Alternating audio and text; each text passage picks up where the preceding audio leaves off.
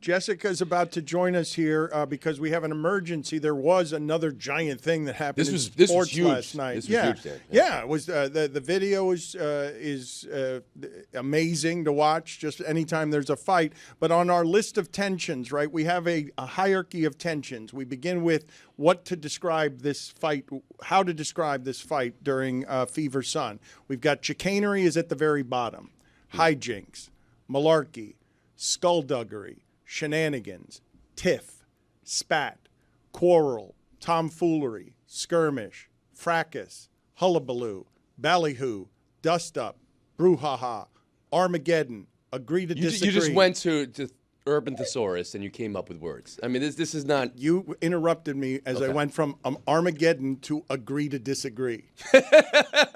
You stepped right on the joke. I mean, this is how you're setting this up. This was a great, entertaining basketball game. Fever 88, Sun 71. This was chippy basketball, and this was the return now this week of Caitlin Clark to the league and announcing her presence with authority versus the Liberty in the way that she did. And now... this was good basketball that is now veering off to something else. And Jessica, we bring you in here, and I want to get your take on this. What you saw last night. Start with the Sheldon foul on Caitlin Clark, the poke to the eye, and then what happens after that. I'm going to start with Dan and say fracas. It was a fracas. When I told you I wanted to talk about this, I said it was a fracas, and I stand by that designation. I don't think this was anything more than a fracas. Right. It was certainly not an agree to disagree, but it also was not tomfoolery. Was it a dust-up? No, it was not a dust-up. But we need to establish this right at the start. This is an allowable fracas in the playing of basketball, in your opinion, Jessica.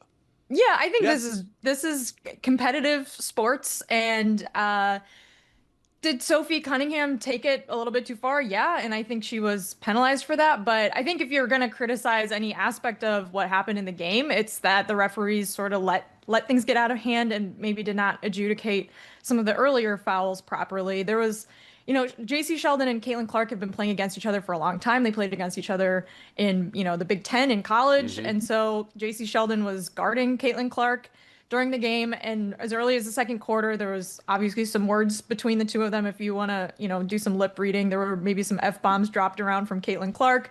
And then when J.C. Sheldon appeared to poke her in the eye later in the game, Marina Mabry comes in. Marina Mabry is a former Notre Dame player, so of course I have to defend her because she's one of my favorites. Marina Mabry. She does what Marina Mabry does, yes. She's going to step in and defend her teammate. So she kind of hip checked / pushed Caitlin Clark. Caitlin Clark fell. That was a point in the game where, I think J.C. Sheldon got a flagrant 1 for the eye poke, but then everyone else was assessed technicals. And there may be some criticism that Marina Mabry should have gotten ejected there. I think, that's certainly up for debate.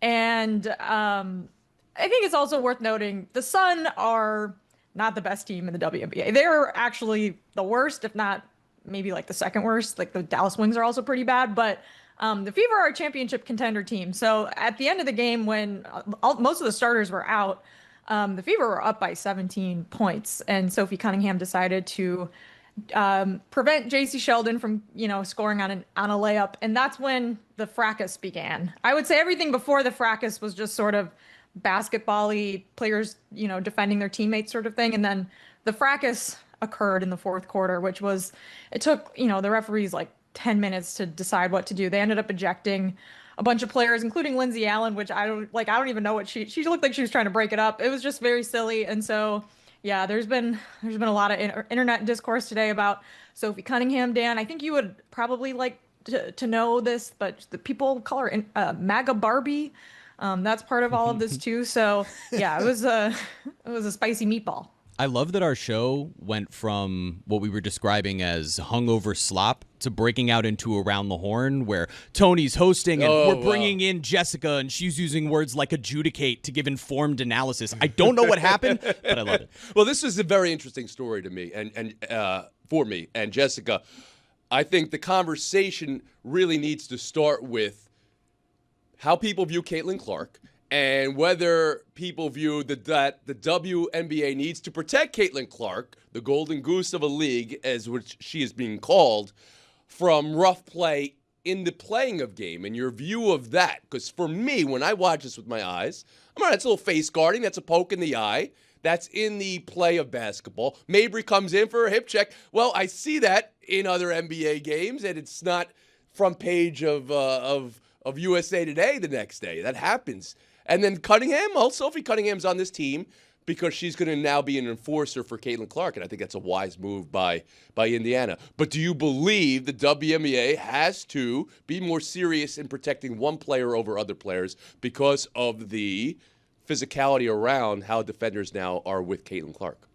Yeah, I mean, my take on this, I think, has been pretty consistent since Caitlin Clark was in college, which is that she dishes it out, and I think that it's a disservice to her as an athlete to pretend like she can't also take it. Like, I think her being someone who can play really aggressive, hard basketball and competitive basketball and can, smack talk back and forth with other players is something that's part of her game and something that, should be celebrated, as well as her long threes. Like, those are the things that we love in athletes. And so I think that, this conversation is sort of spun out of control and needing to protect her. I don't think if she's going to swear at other players and get in other players' faces, then they should be able to get back in her face, and the referee should be able to assess penalties if it goes too far, which is what they did. And I agree that there's, I think, a conversation to be had about if Marina should have been ejected for that or not. Obviously, people that don't like Caitlin Clark are saying that she flopped when Marina hip checked her and she sold the foul, which is, again, something basketball players do and should do. That's part of the game, is to sell fouls and to get your opponent to have a technical or whatever so that they're in trouble for the rest of the game. This is all part of basketball. So yeah, I really don't want this to go to that extreme level where now people are saying just crazy things, because this has been around in the WNBA for a long time. It's a really aggressive sport. It's a competitive sport. It's a contact sport. And yes, do things get out of hand? Of course they do sometimes. And I think the pressure should be on the officials to prevent that and to, when it happens, be able to assess it and give fair punishments. Jeremy just chimed in while he was watching what's happening around here. And when you chimed in very precisely there with the word precisely, he was expecting to hear the around the horn sound of points given, because evidently it's been ingrained in all of us. My voice evidently that's one of your tells. Jessica, I would say that would have been a 15-point answer. Really? Wow. Absolutely a 15-point answer. That would be you'd be leading going into the buy or sell. 15-point answer. Well, I mean, here's what happens with if you're watching a game and then you're watching social media watch a game.